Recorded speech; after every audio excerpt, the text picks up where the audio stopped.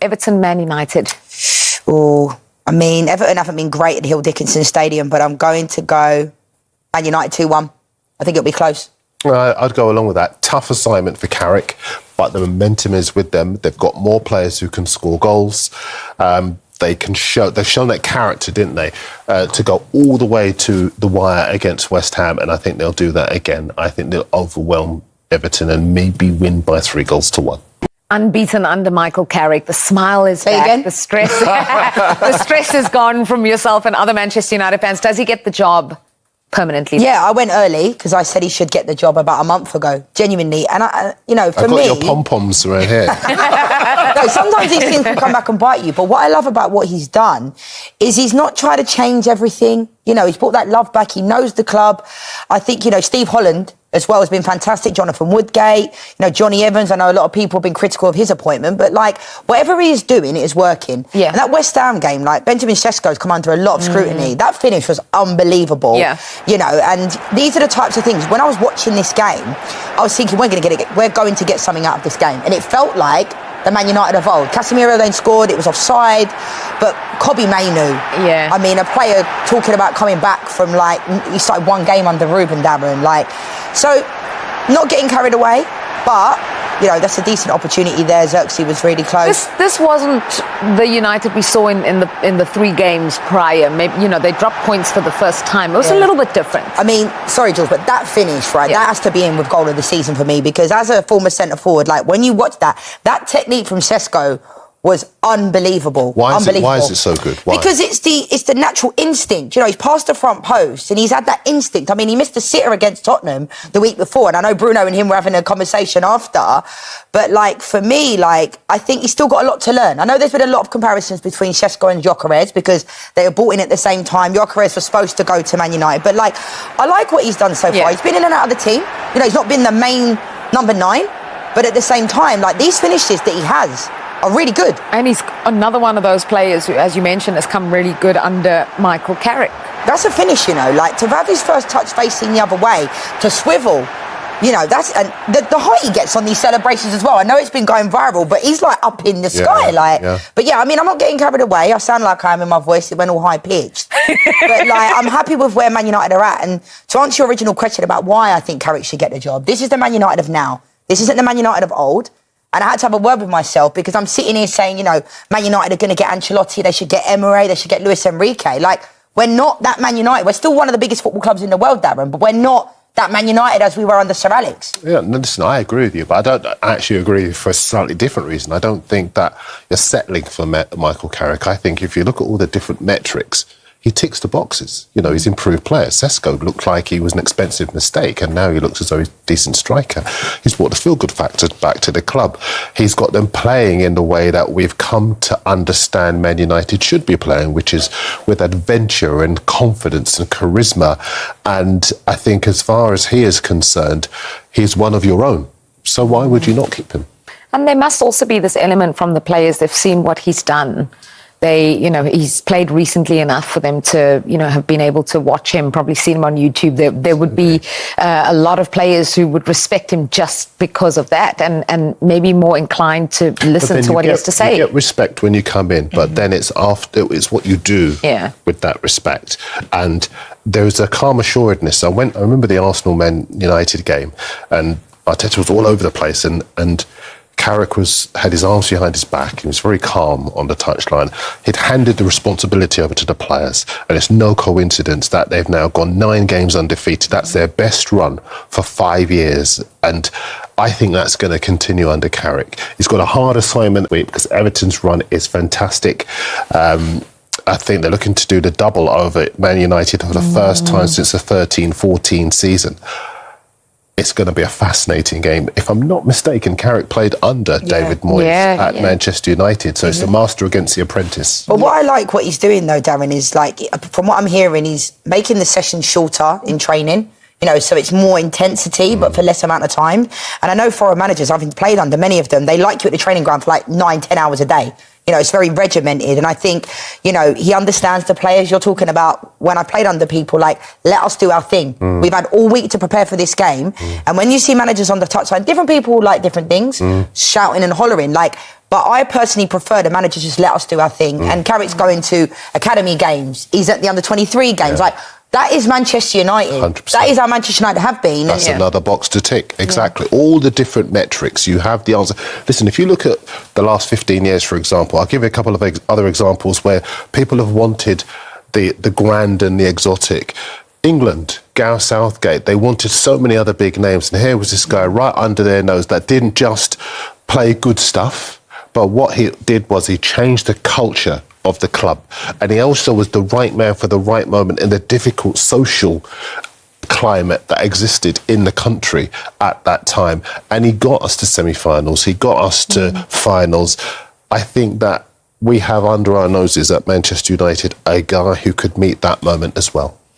Well, as much as Manchester United are pushing for the Champions League places, Everton themselves are dreaming of Europe. I mean, you know, if they'd won that game against Bournemouth, which they went on to lose, they would have gone above Liverpool in the table. Can they do it? It's a big ask because I don't think they have the strength in depth. I think the fact that Jack Grealish is now out as well, and I think one of Everton's biggest problems, ironically, Dominic Calvert-Lewin moving over to Leeds and scoring goals, but he was never really fit for them for the last 3 or 4 seasons. They haven't got players that can put the ball in the back of the net. That's been one of their biggest problems, isn't it? Yeah, I do. I think so too. They needed goal scorers in the window. They didn't get them. They're going to have to address that in the summer. Well, Tim, it's been 2 years, as we said, to the day that Ineos got this minority stake in Manchester United. Do you feel like he's improved the club since he's got this ownership? Oh, I think they went backwards at one stage, and I think now they're in a position where he'd be quite happy moving forward. I think Michael's steadied the ship there. Team's playing very well. It's a small sample size, obviously, but I really think that they will go on and finish in the Champions League spots, which that club needs. Robbie talked about the finances, what that brings to any football club. Manchester United have to be in the Champions League, and I think Michael Carrick has put them in a position to be able to achieve that. I really believe they will get there. But they've gone for a few managers to be able to get to this one, and this one's only till the end of the season, so it'd be really interested. I'm interested to see what they do at the end of the season. I think that Michael Carrick might do so well that it's impossible for them not to give him the job on a full-time basis, because no Thomas Tuchel anymore. You know, it looks like Mauricio Pochettino, whether he was in the frame or whether he wasn't, will go to Tottenham Hotspur. So there's a limited amount of options for him to choose upon now. It all depends whether Michael gets the job or not, depending on who else is out there and who else wants the Man United job. I'm sure there's a queue around the block for that job, but I believe they've got the right man in charge now. And I'm not saying that he's always going to get tarnished with that Ole Gunnar Solskjaer brush. You know, people say, well, yeah, but there's no need. Exactly, I agree. There's no need to give him the job now. But by the end of the season, that's why I don't want to say in hindsight, I believe he takes them to the Champions League, and I think he's the right man for the football club. You alluded to it a little bit about sort of knowing a club, you know, when you took over and you had that respect from the players already. Is that what's really important? Is this why you feel that this was a good appointment for Manchester United, for Michael Carrick? Yeah, but he has already experience as a manager. He's not like somebody that came in without any experience. You know, he's already had that experience. Yeah. And so knowing the club, knowing some of the people that work at the club, but also if you look at his backroom staff, you know, there's a strong connection to Man United, to Manchester United. And my good friend Steve Holland is his assistant coach there, who's been appointed as well. He's a brilliant coach as well. So they have a good, him and his coaching staff, they have a good balance. And, you know, I don't think it's just a criteria of looking at the results. They will look how he manages the team, how he manages the environment.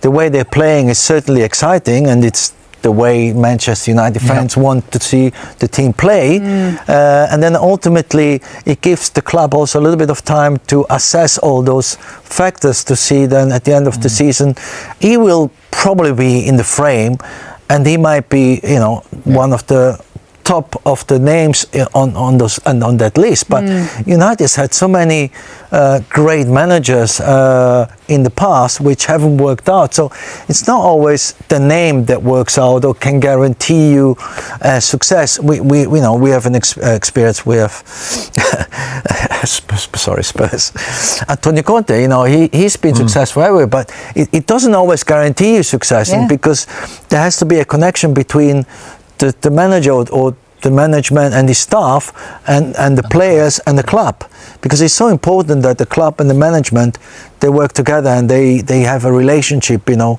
a professional relationship. It's one of my mistakes actually when I was a manager. Really? Yeah, definitely. It was definitely a weak point of myself that I just didn't manage good enough upwards. But you did all right, certainly with the Champions League. It was up. Hi there, welcome back. Look, fair to say we are joined by one of the best English managers of his generation in Sam Allardyce. So we thought it's only right to take a look at the current crop in the Premier League. OK, look, let's start with Manchester United and Michael Carrick. Yes. What have you made of his start Absolutely at Old Trafford?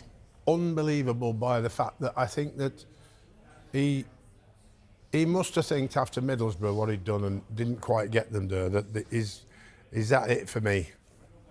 You know, and then all of a sudden, Man United pop up on the basis of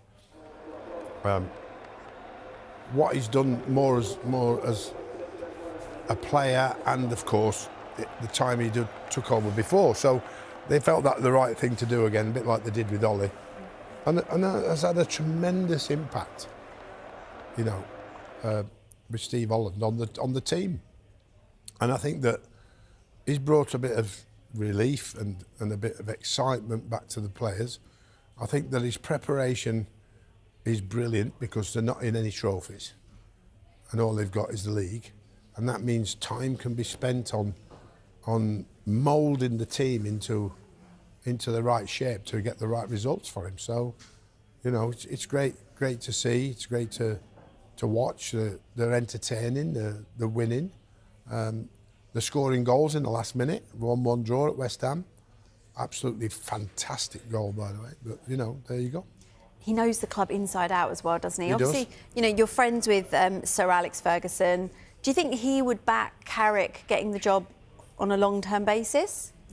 Yeah, I think so. I think if he carries on, and Sir Alex will back him, if he proves himself between now and the end of the season, I mean, there's a big chance that Man United could get into the Champions League.